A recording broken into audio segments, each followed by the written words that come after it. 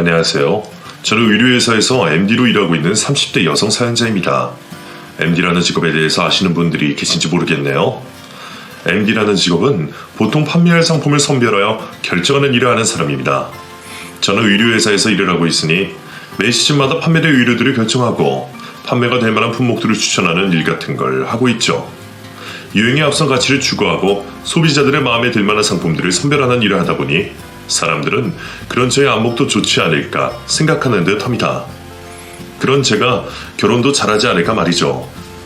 저야말로 가장 바라는 일이지만 세상 인연이라는 게 쉽지 않고 결혼이라는 건 더 어려운 일이잖아요. 평생 같이 할 사람을 고르고 만나는 일이 세상에서 가장 어려운 일이 아닌가 싶습니다. 그 중에서도 남편이 될 사람을 신뢰하는 일이 제일 중요하다 싶어요. 평생 알고 지내는 사람도 어느 날은 아주 모르는 사람이 되는 것 같은데 몇 년 만나서 결혼까지 하는 사람이라면 어떤 식으로 그 속을 알아볼 수 있을까요? 아마 그게 어려우니 다들 이혼을 선택하는 걸지도 모르겠어요. 저 역시 그런 일로 무척 어려움이 많았기에 그래서 오늘은 그 이야기를 해볼까 합니다. 서울의 평범한 가정집에서 일남 일녀 중 둘째 자식으로 태어난 저는 평범하게 자란 아이였습니다. 학창시절은 정신없이 놀기 바빴고 수험생 시절에는 공부하느라 매일 밤을 새곤 했었죠. 그저 남들같이 사는 행복에 만족하던 저였기에 물 흐르듯 평범하게 흘러가는 제 삶에 큰 불만은 없었습니다.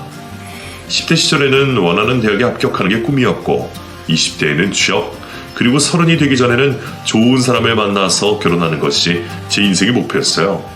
그렇다고 반드시 목표대로 살지 못해서 걱정하는 것도 아니었지만 말이죠. 평범하다는 게 제일 어려운 일이라곤 하지만 저는 제 스스로가 그렇게 가치 있는 사람이라고는 생각하지 못했습니다. 외모가 특출나게 예쁜 것도 아니고 공부를 엄청 잘했던 것도 아니고 집안 형편이 여유 있던 것도 아니었으니까요. 뭘 해도 그냥 평균보다 조금 낮거나 모자랄 정도의 저였기에 그런 제가 엄청난 남자를 만나서 결혼으로 팔자를 피려는 생각도 해본 적은 한 번도 없었습니다. 그냥 저처럼 평범한 가정에서 별탈 없이 자라서 구김없는 남자를 만나서 적당히 부모님께 손도 벌리고 은행 도움도 빌려서 비슷하게 결혼하는 그림을 그렸었죠. 늘 분수에 넘치는 삶을 그리 바란 적 없던 저는 가질 수 없는 욕심을 부린 적이 없었어요. 그런데 그랬던 제가 어느 날 백마탄 왕자님을 만나게 되었습니다. 그 사람과 제가 처음 만난 건 헬스장이었어요. 원래 저는 운동에 크게 관심이 있는 편도 아니었고 초년생 월급에 거창한 취미생활을 할 만한 여유가 있던 것도 아니라 운동이라고는 집 앞 공원을 산책하는 게 전부였는데 20대 후반에 접어드니 몸이 여기저기 문제가 생기더라고요. 그래서 나도 남들처럼 운동 좀 배워보자 싶어서 큰마음 먹고 회사 근처 헬스장을 등록하게 되었어요. 저희 회사가 강남 쪽이라 헬스장 가격도 동네보다 비쌌는데 비싼 만큼 시설도 좋고 다니는 사람들 매너들도 좋아 보였죠. 돈만 생각하면 차라리 집 근처에 구하는 게 낫나 싶었지만 퇴근하고 피곤한 몸으로 동네까지 가서 운동을 할 자신이 없더라고요. 예전에도 큰 마음 먹고 헬스장 등록을 했다가 귀찮음을 이기지 못해서 돈만 버렸던 기억이 있어서 이번에는 차라리 비싼 돈을 냈으니 아까워서라도 열심히 하지 않을까 생각하며 회사 근처 헬스장을 다니게 되었습니다. 저도 몇 년째 의료회사를 다니느라 자기관리 정도는 하고 산다 생각했는데 강남 헬스장을 다녀보니 저는 참 초라하기 그지없더라고요. 거기 여자들은 전부 연예인 정도 되는 것처럼 반짝반짝 완벽해 보이고 남자들도 다들 하나같이 멋있었습니다. 그리고 그렇게 운동을 끝낸 사람들은 전부 외제차를 타고 나가더라고요. 외제차 몰고 운동 다니는 사람들과 지하철 타고 한참 걸려 집에 가야 하는 내가 한 공간에 있다는 게 괜히 주눅이 되기도 했고 다른 여자들이 딱 붙는 운동복에 몸매 자랑하는 동안 헬스장에서 나눠주는 방방한 티셔츠에 몸을 감춘 제가 부끄럽기도 했어요. 하지만 늘 자기 분수를 잘 알았던 저는 별 생각 없이 운동에 집중하기로 했죠. 헬스장을 끊으면서도 PT는 너무 비싸서 혼자 운동을 해보려는데 처음 하는 운동이라 그런지 마음같이 되진 않았어요. 그런데 언젠가부터 그런 저를 옆에서 도와주는 사람이 나타났습니다. 돈 아까워서 뽕을 뺄 생각을 하던 제가 거의 매일 헬스장을 찾았었는데 그분도 언젠가부터 매일 같은 시간에 맞추시다 보니 자연스럽게 가까워질 수밖에 없었죠. 우연히 매번 같이 운동을 하게 되었던 그 남자분은 키도 크고 깔끔하게 생긴 훈남이었습니다. 운동을 오래 했는지 단단한 몸이 자기 관리를 무척 잘하는 사람인 것 같더라고요. 그래서 맨날 런닝머신만 뛰고 기구 활용을 잘할 줄 모르는 저한테 먼저 말을 걸었던 것도 그 남자였어요. 혹시 헬스장 이용 처음이시면 제가 좀 도와드릴까요? 괜히 운동하는 사람 방해하는 건 아닌가 싶어 미안하기도 했지만 누구보다 가르침이 절실했던 제가 공짜 PT를 거절할 리 없었죠. 그렇게 저는 그분의 도움으로 기구들을 익히고 운동을 배우기 시작했고 도움받는 일이 많아지다 보니 괜히 죄송한 마음에 가끔씩 커피를 사기도 했었어요. 그러다 카페에 같이 가기도 하고 앉아서 얘기를 하기도 하고 그렇게 본의 아니게 그 사람과 개인사까지 나누며 부쩍 친해지게 되었죠. 그렇게 알게 된 진성씨는 참 여러모로 대단한 사람이었습니다. 젊은 시절에는 유학도 다녀왔고 회사에서도 중요한 직책을 맡으며 젊은 나이에 인정받는 사람이었어요. 얘기를 나누다 보면 아는 것도 많은 것 같고 유머도 있는 편이었죠. 거기다가 관리를 열심히 하셨는지 엄청 동안이었더라고요. 처음에는 저랑 또래처럼 보여서 동갑이나 한두 살 정도 차이 나는 줄 알았더니 나이가 저보다 무려 6살이 더 많다더라고요. 저는 그제서야 진성씨가 제게 보인 호의를 이해하게 되었습니다. 어쩐지 헬스장에서 먼저 도와준다고 할 때도 나한테 왜 그렇게 잘해주나 했더니 아마 연장자로서 동생 같은 저를 챙겨주고 싶었구나 싶었어요. 보통 남녀 사이에 호의를 보일 때는 마음이 있나 보다 의심할 수도 있겠지만 당시 저는 그런 생각을 전혀 할 수 없었거든요. 거기는 고개만 돌리면 몸매 좋고 연예인 뺨치는 여자들이 줄줄이 있는데 호대자루 같은 옷 뒤집어 입고 볼품없이 생얼로 땀이나 찔끔찔끔 흘리며 고군분투하는 저한테 이성적인 관심이 생기진 않을 것 같았거든요. 게다가 진성씨같이 모든 게 아쉬울 것 없는 남자가 저 같은 평범하고 무난한 여자한테 관심이 있을 거란 생각이 전혀 들지 않았습니다. 그래서 저는 오히려 진성씨가 더 편했어요. 그냥 좋은 지인이 생겼다 싶었거든요. 그렇게 어느새 더 친해진 저희는 매일같이 운동을 하기로 약속까지 잡으며 어쩌다 친구보다 자주 보는 사이가 되었습니다. 저희는 어느새 서로 오빠 동생하며 격없이 친하게 지내는 사이가 되었어요. 그런데 저만 그렇게 생각을 해왔던 건지 그저 지인관계인 줄만 알았던 제게 어느 날 오빠가 마음을 표현해왔습니다. 갑작스러운 고백을 받게 된 저는 머릿속이 하얀 백지장이 되어 서둘러 자리를 피할 수밖에 없었습니다. 그리고 그 후로 일주일 동안이나 헬스장에 나갈 수가 없었죠. 대체 무슨 말을 해야 하는지 오빠를 어떻게 봐야 하는지 모르겠더라고요. 물론 고백을 받고 싫었다는 건 아니었습니다. 누가 나를 마음에 두고 있었다는 건 기분 좋은 일이고 고마운 일이잖아요. 게다가 오빠가 또 훈남이 좋아한다 말해주면 누구도 싫다고 할 수 있겠어요. 그런데 저는 남부러울 것도 없고 인기도 많을 것 같은 오빠가 하필이면 왜 저를 좋아하는지 이해할 수 없었습니다. 안 그래도 헬스장에 같이 다니면서 주변에서 눈치들을 주고받는 걸 많이 봐왔거든요. 헬스장 직원부터 저보다 한창 예쁜 여자들이 번호를 물어보고 관심을 표현하는 걸 저도 모르지 않았어요. 그때마다 오빠가 자기는 누구를 만날 생각이 없다며 거절하기에 저는 그냥 일이 바빠서 연애할 시간이 없다는 말인 줄만 알았어요. 그런데 갑자기 나한테 고백을 한다니 이건 무슨 일일까 싶더라고요. 처음에는 기분이 들떴던 저는 현실적인 생각을 할수록 무서워지기 시작했습니다. 늘 분수에 맞는 삶을 살자 생각했는데 오빠는 제 분수에 넘친다 싶었거든요. 자라온 환경도 여유도 다른 그런 남자와 제가 마음 편히 연애를 할 수 있을지 자신이 없었어요. 그래서 저는 거절 의사를 표현했습니다. 그 말을 하기까지 얼마나 고민이 많았는지 몰라요. 거절을 했다고 자존심 상했을지도 모른다 싶었거든요. 하지만 다행히도 오빠는 늘 친절하고 다정했던 모습으로 제 거절을 받아들였습니다. 내가 너무 성급했나봐. 놀라게 해서 미안해. 네 마음이 그렇다면 내가 접어야지. 근데 그래도 내 마음이 그렇게 가벼운 건 아니라는 걸 알아줬으면 좋겠어. 연주 너는 나를 너무 과소평가하는지 모르겠지만 내 눈에 연주 너는 충분히 사랑스럽고 사랑받을 만한 자격이 있는 사람이거든. 마치 두고 봐달라는 듯 여지를 주는 말이 부담스러웠지만 저는 오빠와 그냥 좋은 남매처럼 지내고 싶었습니다. 애초에 오빠가 그 나이에 연애만 할 수 있는 나이도 아니고 결혼까지 생각한다면 그 자리는 더더욱 저한테 부담스러울 것 같았거든요. 그 후로도 오빠는 여전히 저한테 잘해줬어요. 동생처럼 챙겨주고 연인처럼 걱정하고 제가 이미 고백을 받았어서 그런지 몰라도 이제는 그 호의들이 누가 봐도 좋아하는 남자가 여자에게 하는 행동들처럼 보이더라고요. 하지만 저는 애써 그 마음을 모른 척할 수밖에 없었습니다. 내가 뭐 대단한 사람도 아니고 나 같은 여자한테 구수한 매력이라도 느꼈던 거라면 그런 매력은 금방 잊혀질 거라 생각했거든요. 그런데 시간이 지나고 계절이 바뀌도록 그 사람은 여전히 변함이 없었습니다. 분명 나랑 다른 세상에 사는 사람이라 생각하고 날 금방 질려할 줄 알았는데 그게 아니었던 거죠. 심지어 오빠는 제가 자기랑 만날 생각이 없다고 밀어낸다는 걸 알면서도 저한테 다른 말 한 번 없이 묵묵히 저를 기다려주고 있었습니다. 헬스장에서 처음 만나 알고 지낸 지도 벌써 2년이 되었는데 그동안 한 번도 변함없이 말이죠. 그제서야 저는 그 사람이 나한테 가벼운 마음으로 고백한 게 아니라는 걸 알게 되었습니다. 사귀는 사이에도 반년만 지나면 서로 물고 뜯고 쉽게 남이 되는 요즘 세상에 짝사랑을 그렇게 기다리는 사람이 몇이나 있냐 싶었던 거죠. 저도 사실은 오빠를 좋아하는 마음이 있었기 때문에 결국 분수에 넘치는 그 남자를 만나보기로 결심했습니다. 제가 오빠의 마음을 받아줬던 날 오빠는 너무나 기뻐하며 제게 앞으로의 행복을 약속해 줬어요. 내 마음 받아줘서 정말 고마워 연주야. 내가 연주 꼭 행복하게 해줄게. 우리 예쁘게 잘 만나보자. 그렇게 오빠와 연애를 시작하게 된 저는 그 후로는 이전과 비교할 수 없을 정도로 과분한 대접을 받기 시작했습니다.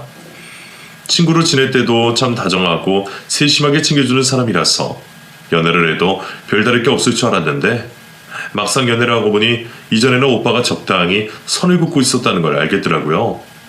사귀게 된 후로는 제가 바라지 않아도 제 운전기사 노릇을 하곤 했습니다.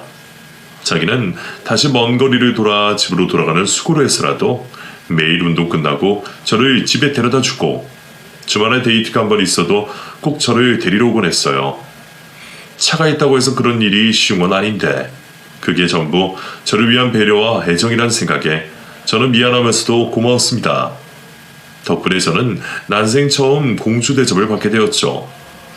평생 집안에서 막내딸로 살면서도 오빠나 아빠나 저를 그렇게 챙겨주는 남자는 없었고 어릴 적 몇 번 해본 연애에서도 늘 제가 챙기면 챙겼지 그렇게 받아보기만 한 적은 없었어요.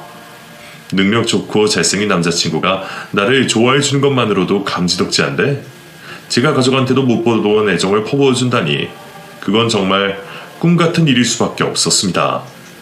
하지만 남자친구는 정말 저한테 과분한 사람이었어요. 연애하기 전에는 그냥 집에 여유가 좀 있는 정도라고 생각했었는데 알고 보니 부모님께서 치과 병원을 크게 하시고 자식들 명의로 건물 한 채씩 해주실 정도로 여유가 있으신 분들이시라 하더라고요. 그 정도인 줄 몰랐던 남자친구의 재력과 집안 배경을 알게 된 저는 남자친구가 더 부담스러울 수밖에 없었지만 만나보기로 한 이상 그런 문제로 헤어질 수는 없었습니다. 하지만 저희가 만남을 이어가는 동안 그 사람이 저한테 얼마나 과분한지는 매일 자연스럽게 깨닫게 될 수밖에 없었고 괜히 주눅이 들기도 했습니다. 그런 사람이 나를 좋아한다는 게 쉽게 믿어지진 않았지만 남자친구가 제게 보이는 행동들로는 그 사람의 마음이 충분히 느껴질 수밖에 없었죠.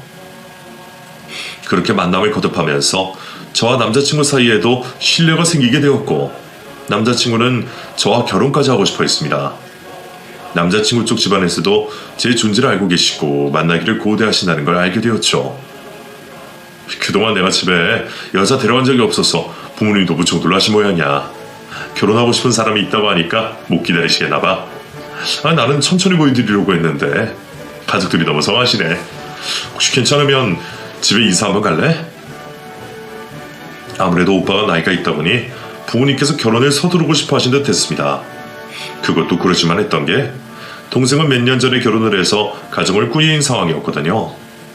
차남은 벌써 결혼해서 잘 지내고 있는데 이제 30 중반이 홀썩 지난 장남이 여태 혼자였다는 게 걱정이 많아 죽겠죠. 남자친구 말로는 그동안 결혼하고 싶은 여자가 없어서 결혼 생각이 없었다는데 그래서인지 제가 더 궁금하신 듯 했어요. 솔직히 부담스럽기는 했지만 그 말을 거절할 수도 없었어요. 혹시나 저를 못마땅해 하셔서 반대를 하실 거라면 차라리 일찍 매를 맞는 게 낫다 싶었거든요. 남자친구는 부모님이 무조건 저를 좋아해 주실 거라 했지만 저는 그 말을 고지고대로 믿지는 않았습니다. 애초에 자기 자식 앞에서 결혼 반대할 거라 말할 부모도 없을 것이고 자식 입장에서 자기 부모님을 그렇게 매정하게 생각할 수도 없을 테니까요. 결국 다 겪어봐야 하는 거지만 사실 제 입장에서는 큰 기대가 없었죠. 치과병원 크게 하시면서 돈도 명예도 있으신 분들에게 저 같은 평범한 집안의 회사원 며느리가 눈에 들 리는 없다 싶었으니까요. 제가 저를 깎아내리려는 게 아니라 사람이라면 응당 아쉬울 수밖에 없는 일이라 생각했습니다. 그렇게 남몰래 긴장을 잔뜩 한 채로 저는 예비시댁에 인사를 드리러 가게 되었습니다. 여유가 있으신 집에는 무슨 선물을 해가면 좋을지 선물 고민하는 데만 한참이 걸렸어요. 남자친구는 신경 쓰지 말라 했지만 제 입장에서는 여간 신경 쓰이는 게 아니었죠. 돈도 있으시니 비싼 걸 사간다는데 마음에 드실 것 같지도 않고 제가 그분들 수준에 맞출 여유도 없었으니까요. 그렇다고 돈 생각 말고 그냥 적당한 걸 사가지기에는 정성이 너무 없어 보였거든요. 한참 고민하던 저는 결국 적당한 과일 바구니와 함께 직접 만든 다과를 준비해 가기로 했습니다.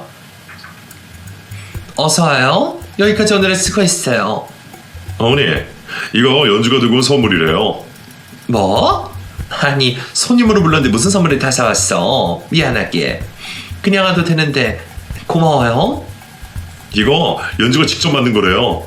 이따 식사 끝나고 같이 먹어요. 별건 아니고 제가 취미로 이런 걸 만드는 걸 좋아해서요. 쌀로 만든 쿠키랑 빵이에요. 어머님 아버님 건강 생각해서 몸에 좋은 재료들로만 만들어봤는데 입에 맞으실지 모르겠어요. 어머나 세상에, 이걸 정말 만들었다고? 재수도 좋네. 너무 대단하다. 아, 이걸 아까워서 어떻게 먹겠어? 다행히도 첫 만남의 분위기는 무척 좋았습니다. 어머님 아버님은 저를 무척 예뻐해 주셨고 저를 누구보다 반겨주셨어요.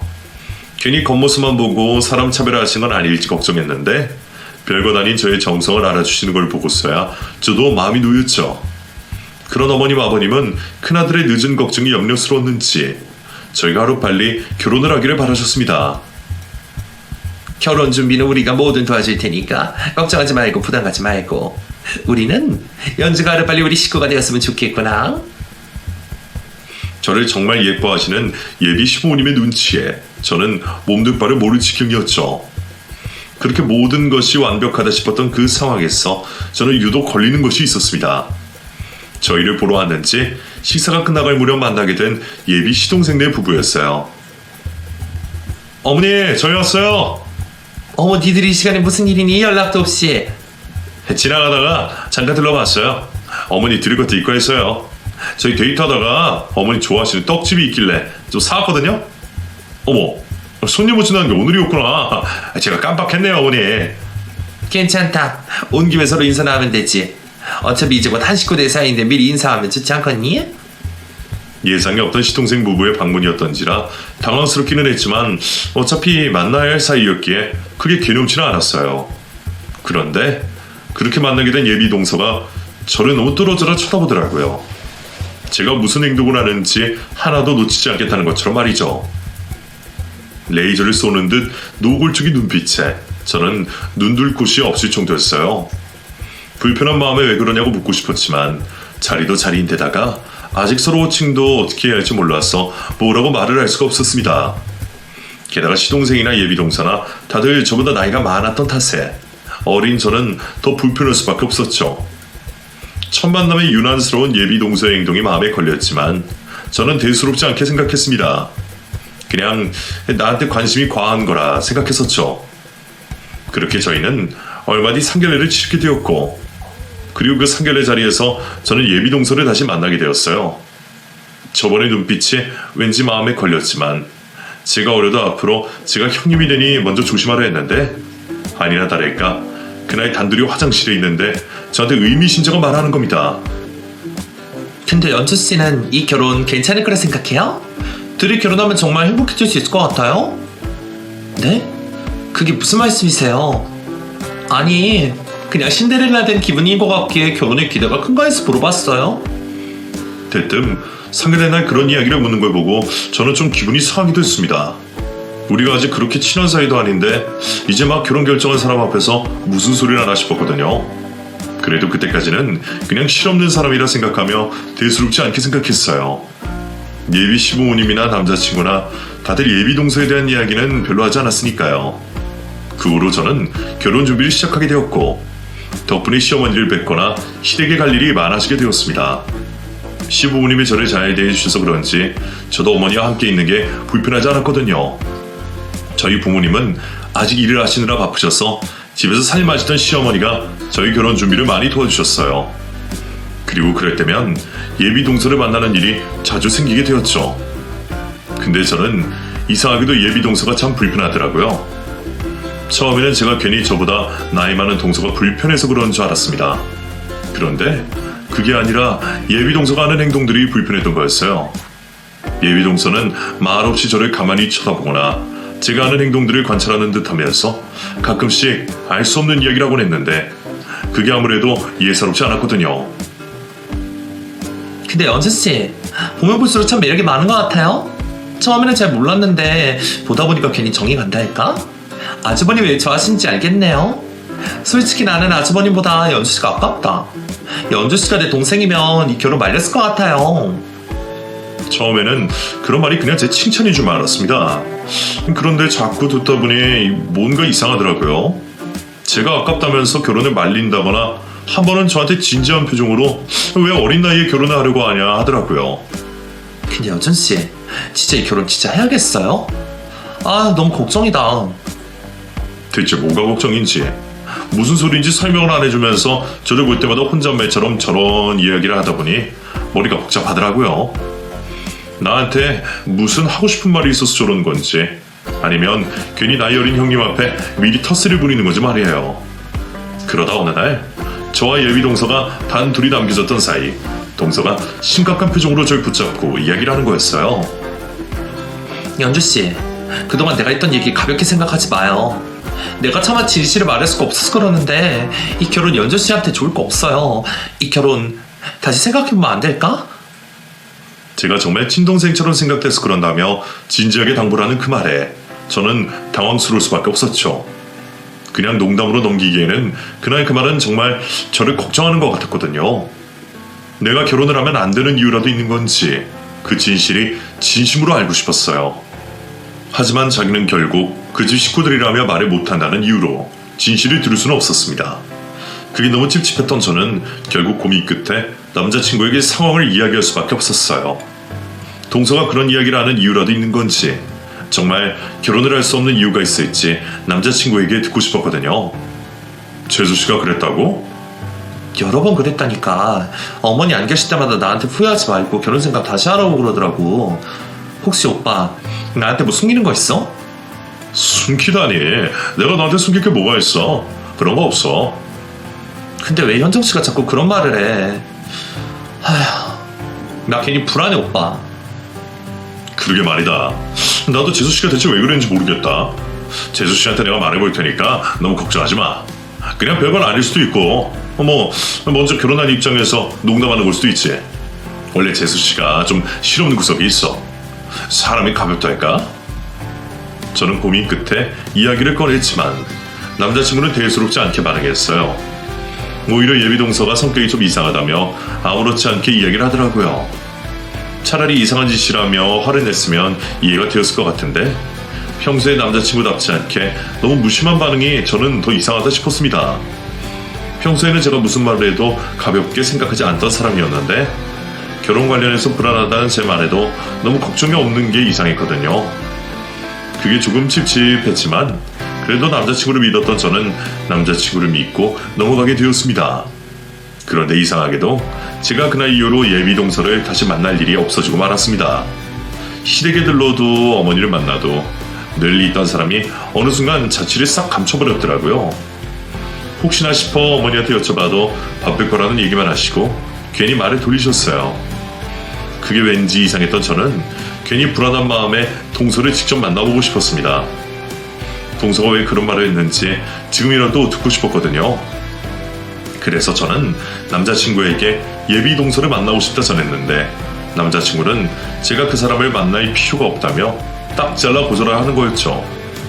됐어. 연준이가 재수씨를 따라봐서 뭐해?